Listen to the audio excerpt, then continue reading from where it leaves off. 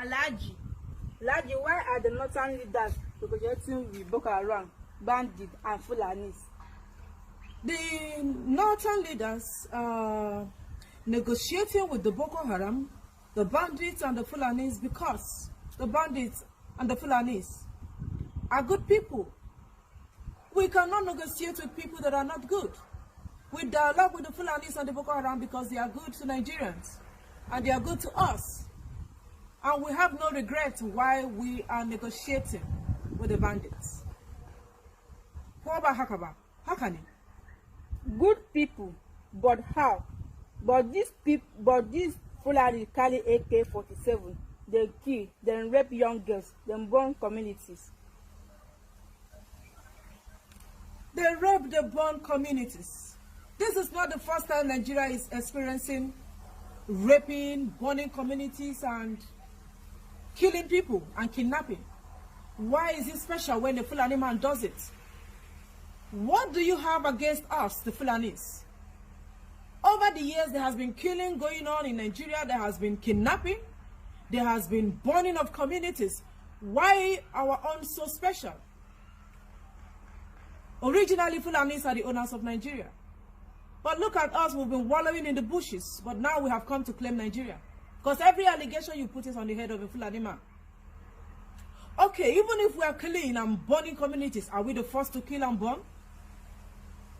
The Fulanis needs to be listened to. We need to be accommodated. Give a Fulani man a good education, he will drop his arm and ammunition. Fulanis needs to be protected and loved in Nigeria. They need to be sent abroad. That is why we are seriously advocating that the federal government of Nigeria gives the bandits, the Boko Haram and the banditry, amnesty.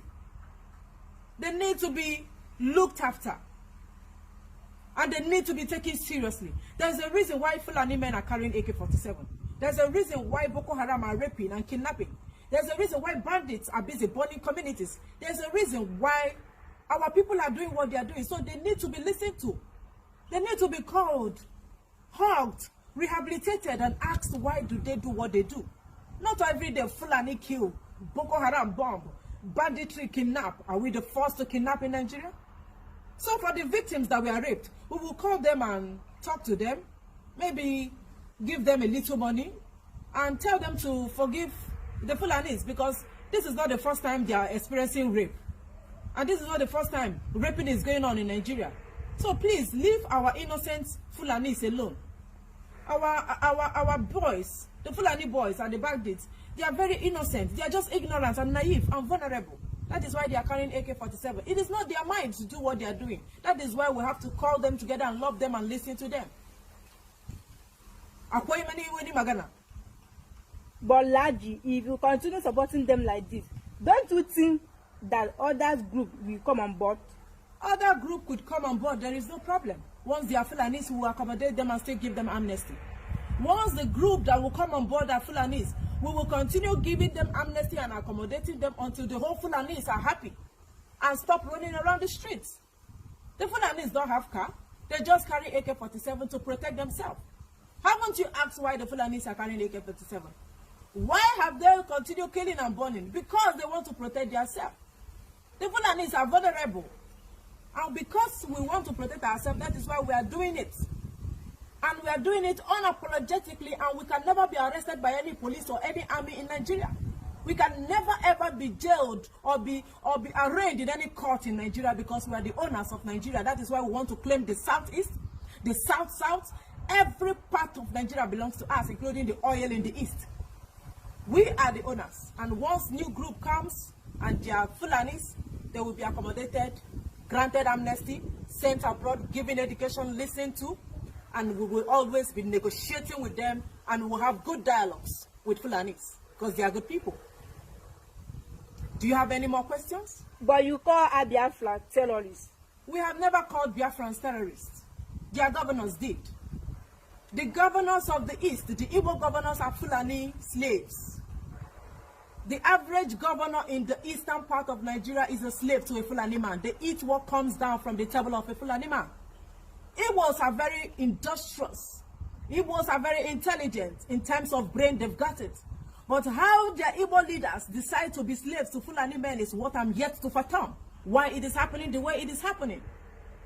Igbo people are one of the bravest in the country, in the world at large. But their governors have turned to nuisance to them. Their governors have turned to elements of nothing to be talked about. Their governors have made their thing non-living thing. Look at what is happening in the East. No development is going on in the East. Abia State is nothing to write home about. Imo State is a total write-off. Ebonyi State is, oh, God have mercy on that state. Anambra State and Enugu State, their governors are just wasting their time there, eating the natural treasury they have in the state, and sending aircraft or airstrike to kill every man or woman in Igbo land. Aren't you seeing that their governor is very proud to say that he sent military strike to strike and bomb every living being in the state? They don't love their people. They know that Fulani are carrying AK-47 and we are protecting Fulani, protecting Boko Haram, making sure they are granted amnesty, making sure that the federal government doesn't call them terrorists. Haven't you asked why they sat on the table with us and proscribed their own people? Because they don't love their people. So I will advise Igbo people, we the Fulanis are not your problem. Your problem is a common man in Igbo land. That governor that you kept there in your state is your problem. He's the one killing you. And he will make sure all of you are wiped away, because what they come to Abuja to do with us is to eat the remains that we have on the table. Because when you are a slave, you will continue to become a slave. What they do is to wash our clothes, wash our shoes, lick every part of our body to get what I don't know.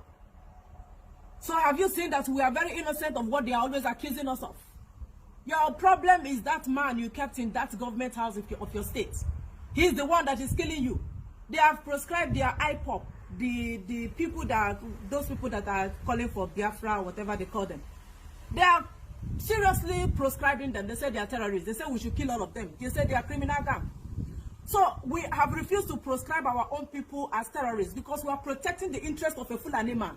We are always protecting the interest of a Boko Haram and the so-called bandits and the banditry that they call our people. But Igbo people are harmless. IPOP, or they say IPOP, right? They are very, very harmless. They are good people. What they want is just to make sure that they are separated from Nigeria, that will know that might likely not work again. And another thing they want to do is to make sure that the Fulanis, our people, are evacuated from their land. But instead of their governors to support them and ensure that the Fulanis leave their land, they are not even concerned that women are raped in the East. They are not supporting them. Instead, they are killing them. So I would advise all the Igbo people, go and hang all those things that you kept in your state. Those governors deserve to be launched. Bring them out and make sure that you do them public caricature. Public assault. That is what your governors need. We are not your problem. The Fulanis are not your problem. But as far as that East is concerned, we will make sure that we buy all the lands in the East. All the land in the East. Or we, the Fulanis, will never leave any land in the East. That Allah, I'm telling you, go and mark it. Allah, if we know drama, we know. All the land in the Southeast, we will buy it, including the one in the Southwest. You know the Yorubas. And little thing they will be shouting, they are cowards. Yoruba people. We, the people of Fulanis, we are the owner. Now we are going to give our boys in the bush, we are going to give them wine. Because they just killed 100 women and raped 300 young girls that are below 18 years of age. So we are going to give them this wine to wash away distress. We are going to give them turkey and make sure that they are happy. They love wine. Because we love our people, we will always be giving them wine and food to be enjoyed. Why the Igbos are killing themselves. Go and hold your governor accountable. Go and make sure that your governor is not eating you dry and killing you, because your governor is your problem. They are coming always to Abuja to lick our shoes. Maybe you don't know. We are going to see our boys. I hope you don't have any other question.